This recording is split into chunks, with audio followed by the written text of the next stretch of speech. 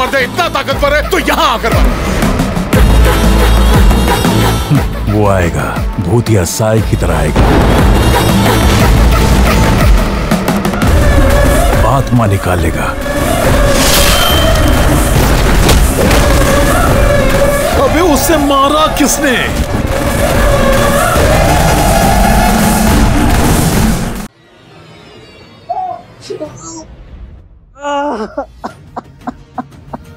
विक्रम, खूप दुखतंय का रे बाळा? हे बघ, अंगदुखीची गोळी घे, म्हणजे तुला थोडं बरं वाटेल. विक्रम, बघितलंस ना तुझ्या हट्टाचा काय परिणाम झालाय ते?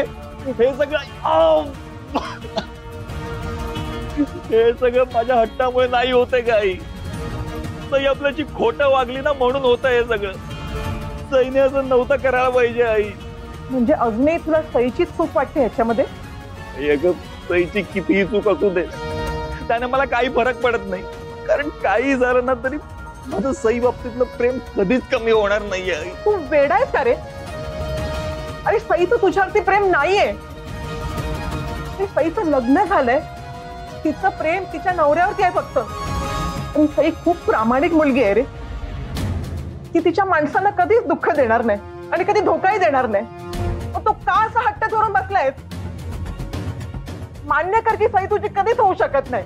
आई बस झालाय. आई तू शांत बस, बस झालाय आता. मी तुला आधी सांगितलं की सई माझी आणि माझीच ते फक्त. माझीच चूक झाली रे. की लहानपणापासून तुझे हट्ट पुरवत गेले. तुझ्या कोणत्या गोष्टीला मी नाही म्हटलंच नाही. अरे मला वाटलं होतं थोडा मोठा झाल्यावरती काहीतरी समज येईल, पण नाही. तुझ्या स्वभावाचा विचित्रपणा वाढतच गेला. तू मला सईबद्दल सर्व गोष्टी सांगायचा रे, आणि त्यावर मी वेळीने विश्वास पण ठेवला. मला वाटायचं की तिचंही तुझ्यावर प्रेम आहे, आणि असं वाटायचं की जबरदस्तीने तिचं लग्न लावून दिले दुसऱ्या बरोबर. पण नाही, तसं काही नाही. विक्रम, अरे लग्न झालेल्या मुलीच्या असं मागे लागणं म्हणजे पाप आहे, पाप आहे. आई पाप नाहीये. अगं तुला कळत का नाहीये आई? माझं सईवर खरंच प्रेम आहे, मनापासून प्रेम आहे. आणि कोणा एका व्यक्तीवर असं मनापासून प्रेम करणं, खरंच प्रेम करणं हे पाप नसूच शकतं. आई तुला कळत कसं नाहीये? विक्रम, तुला कुठल्या शब्दात समजावू मी? पण सईचा नाच सोडून दे रे.